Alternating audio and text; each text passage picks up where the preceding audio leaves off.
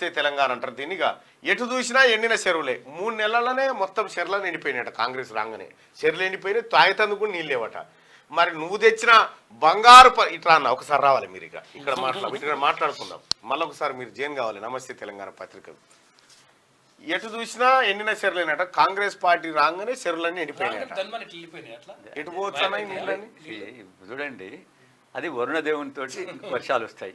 మరి కాంగ్రెస్ పార్టీ నీళ్ళు లేదు, నువ్వు కూడా తెలియదు 10 ఏళ్ళు. వర్షాలు వచ్చినాయి, నీళ్ళు ఇచ్చినాము. వర్షాలు రానప్పుడు ఏం చేయాలనేది ఆలోచన చేయాలి కానీ ఎటు చూసినా ఎండిన చెరువులే కాంగ్రెస్ తెచ్చిన కరవాట. ఎంత ఈ తప్పుడు మాటలతోటే జనాలను ఎన్ని రోజులు మభ్య పెడతాం, ఎన్ని రోజులు మాయ చేస్తాం. మాయ చేయకు. నిజంగా కాంగ్రెస్ అయినా కమ్యూనిస్ట్ అయినా ఎవరైనా వర్షాన్ని తీసుకొచ్చేది ఎవరు? వానదేవుడే కదా. మనందరం దేవుని దండం పెట్టుకోవాలి. ఏ విధంగా మనము ఈరోజు ఈ మంచినీళ్ళ ఎద్దడి నుంచి కాపాడుకోవాలని మాట్లాడాలి కానీ ఉట్టిగా రాలేసుడు అనేది ఇది మంచిది కాదు. ఒకవేళ ఇది జరగడానికి కారణం నువ్వే అని చెప్పేసి మనం అడగ చాలా ఉంటుంది. ఎందుకంటే నువ్వు మిషన్ భగీరథ, మిషన్ కాకతీయ అన్నావు కదా. మిషన్ కాకతీయ తోటి చెరువులు నిరుడు ఎండల్లోనూ మత్తాలు దుంకినాడు చెరువు. ఇవాళ నిర్రలు ఇచ్చిన చెరువులు. ముందు చూపు లేని కాంగ్రెస్ సర్కార్ రైతన్న కన్నీరట. ముందు చూపు అంటే ఎట్లుండాలి సార్? కేసీఆర్ కున్న మందు చూపు ఉండాలనా?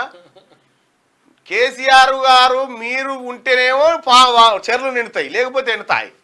ఈ 60 రోజులు నీ చెర్ల నీళ్ళని తాగినారు కాంగ్రెస్ వాళ్ళు మొత్తం దూపకు. నీ అమ్మ బయట వార్తలు ఇవి. ఇవనట. 2 వీలర్ ఉందా ఇందిరమ్మ ఇల్లు రానట్టే. ఫ్రిడ్జ్, వాషింగ్ మిషన్ వంటివి ఉన్నా సరే గతంలో లబ్ధి పొందిన వారికి కూడా నో ఛాన్స్. గృహలక్ష్మి పథకానికి కాంగ్రెస్ సర్కార్ కొర్రీలు.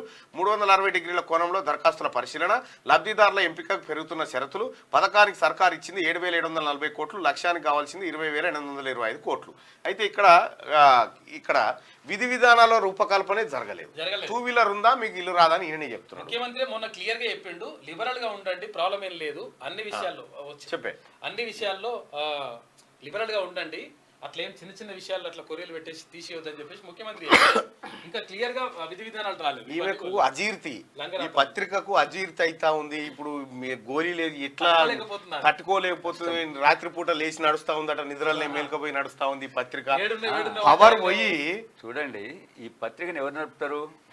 ఒక ఎంపీ నడుపుతాడు. ఏమన్నా ఉందో ఒక పత్రికకు ఎంపీని పెట్టుకొని పత్రిక నడుపుతా ఉంటాడు. పత్రిక నడుపుతుంటాడు. ఇక జనదేవతల వనప్రవేశం ఇదేమో చిన్న వార్త. 1,40,00,000 మంది ఒక చోటికి వచ్చి ఒక కార్యక్రమంలో పాల్గొంటే ఇంత వార్త. ఇగో ఈ చెరువు ఎండిపోయింది ఇంత వార్త. అంటే ఈమె కడుపు నొప్పి చూడు, ఈమె బాధ చూడు. ట్రైబల్ అది ఇంత ప్రపంచంలోనే ఒక పెద్ద పండుగ. ఆ పండుగను చిన్న చూపుతో, అదే ఎలక్షన్ వచ్చినప్పుడు అది పెద్దగా చూపెడతారు, ఇంకేదో. అదే కేసీఆర్ ఉంటే ఇప్పుడు అది వేరే. కేసీఆర్ లేడు కాబట్టి ఇక్కడ ఏం లేదని చూపించే ప్రయత్నం చేస్తా ఉన్నారు. హామీలపై అడిగే హక్కు ఓటర్లకు ఉన్నది. రాజకీయ పార్టీల హామీలపై ప్రొఫార్మా సిద్ధంగా ఉన్నది. కోర్టు నిర్ణయం అనంతరం అమలు చేస్తాం. హామీలపై అడిగే హక్కు ఓటర్లకు ఉన్నది. బరాబర్ ఉంటుంది ఓటర్లకు. ఎందుకు ఉండదు? 10 ఏళ్ల నుంచి నేను అడిగితేనే కదా. 10 ఏళ్ల నుంచి నేను నిన్ను అడిగితేనే కదా. నా మీద 72 కేసులు పెడితేవి, ఆఫీసులు ధ్వంసాలు, జైళ్ళు, కథ. నీ పత్రికలో ఇంత స్వేచ్ఛమైనటువంటి వార్త వచ్చుడంటే ఇది ఆశ్చర్యమే. చాలా ఆశ్చర్యం కేసీఆర్ గారు. ఇంకా నువ్వు ఏదో అనుకుంటున్నావు, ఏదో వస్తుంది. ఏం కాదు, ఏట్లే మనం నీతోటి ఉన్న ఎంపీలు కూడా బీక్తాయి. ఆ తర్వాత బీఆర్ఎస్ పార్టీ అనేది కనుమరుగైపోతుంది. బీఆర్ఎస్ పార్టీ ఒకప్పుడు ఉండే చరిత్రలో అని చెప్పుకుంటారు.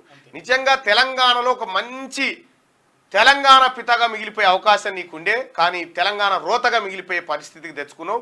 తెలంగాణ ద్రోహిగా నీ చరిత్ర అంతం కాబోతా ఉంది.